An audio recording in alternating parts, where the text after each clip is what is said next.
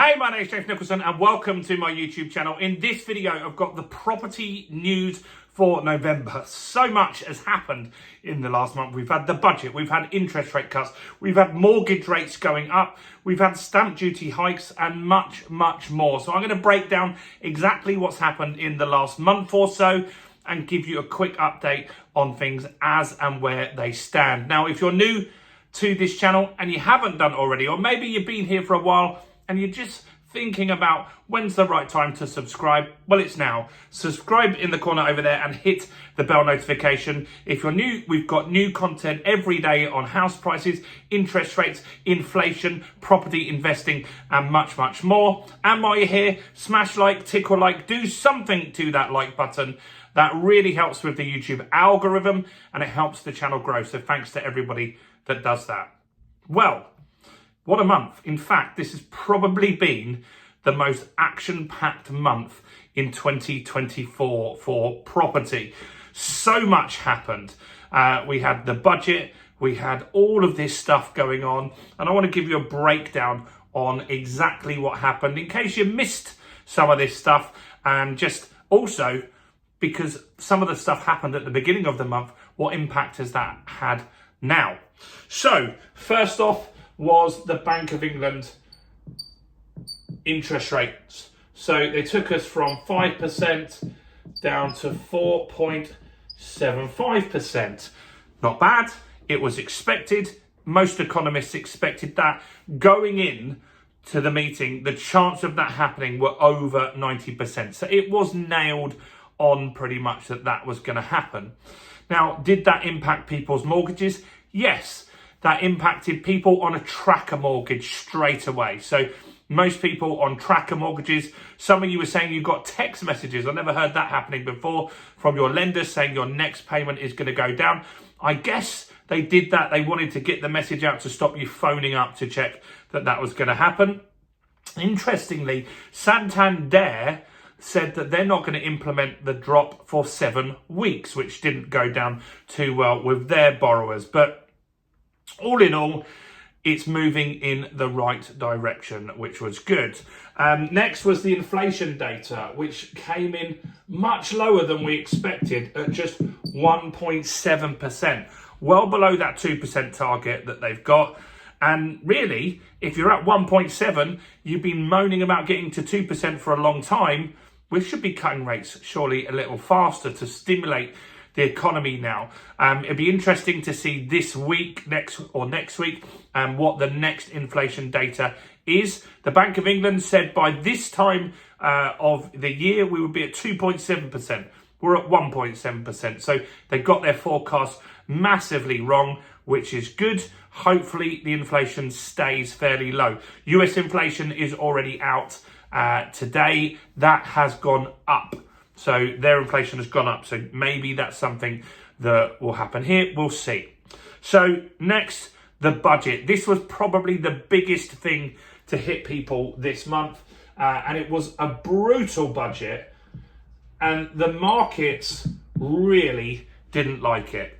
They're still reacting badly to it. Interest rates, mortgage rates, the rate that you get have increased because of the budget. So what property stuff was in there? Well, first, capital gains is staying the same. That's good, right? So for property side, there are changes to capital gains outside of property, but for property, it's staying the same. That potentially is to stop a big sell-off, maybe, who knows, but it's staying the same. Next was the stamp duty increase. Stamp duty went from 3% additional to 5% additional for buy-to-let properties on the day of the budget. On the day of the budget, it was totally unfair. My solicitors and estate agents that I spoke to said it was absolutely carnage.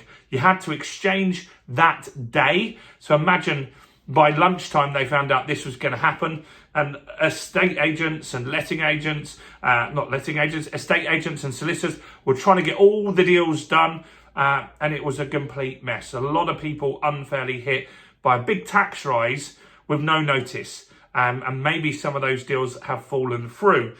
We'll see what happens in the housing figures later in the year.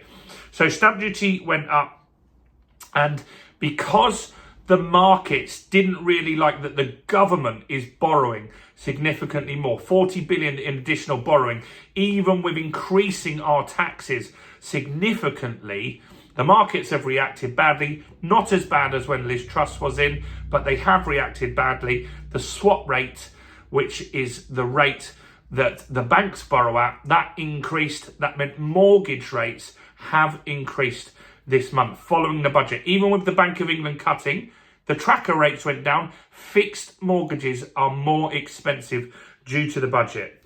Next was leasehold reform. We've got an update on that, which I've done a video on yesterday, and it's not good.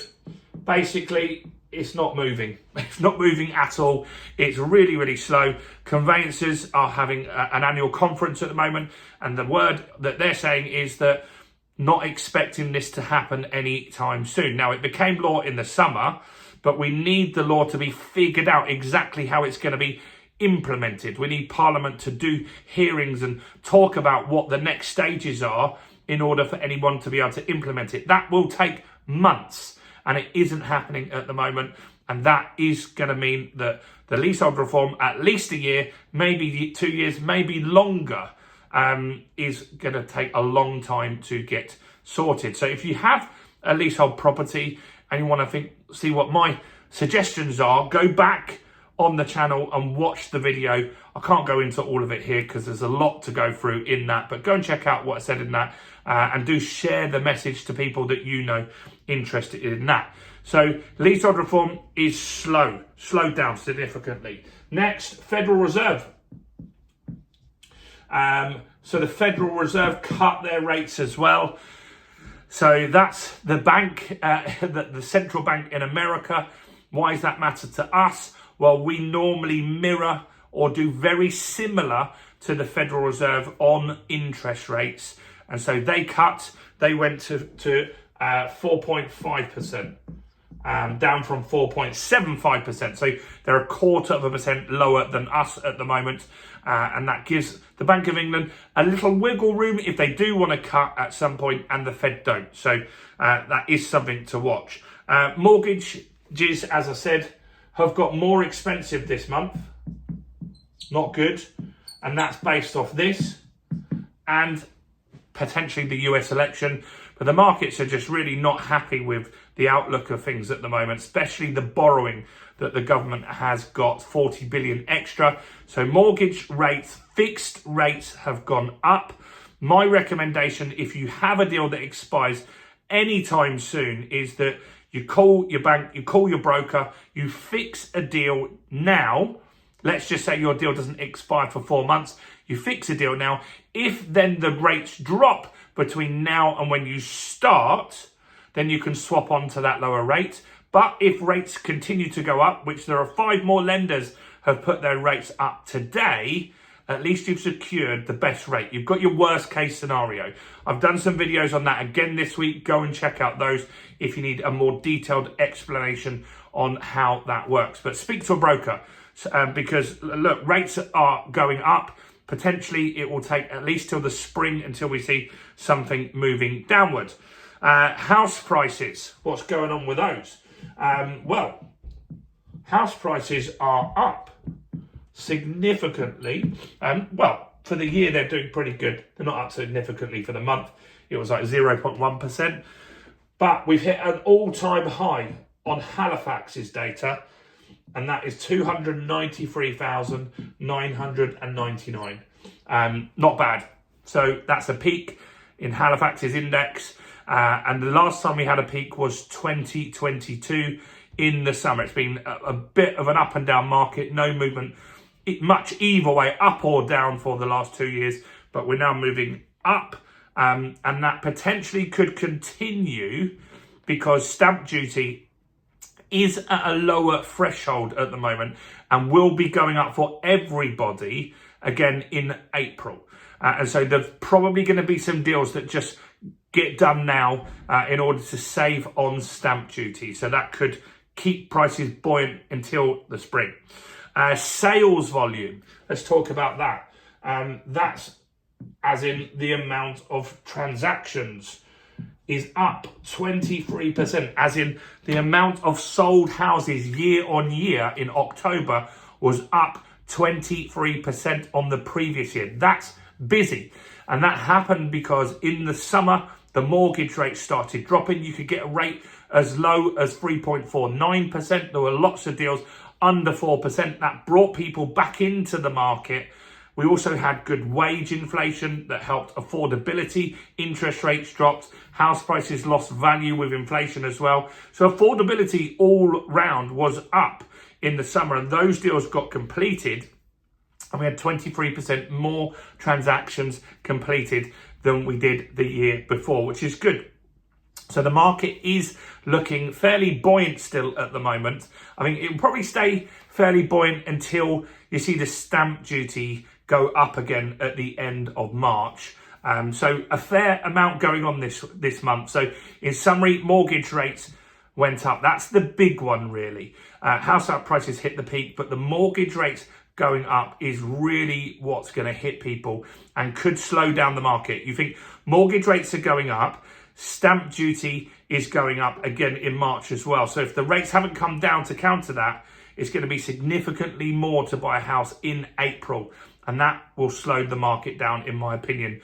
Could be somewhat significant. So lots going on. What have I missed? Let me know in the comments below. Do like this video. Do subscribe if you didn't already. And check out all the other content on my channel, including this video right here.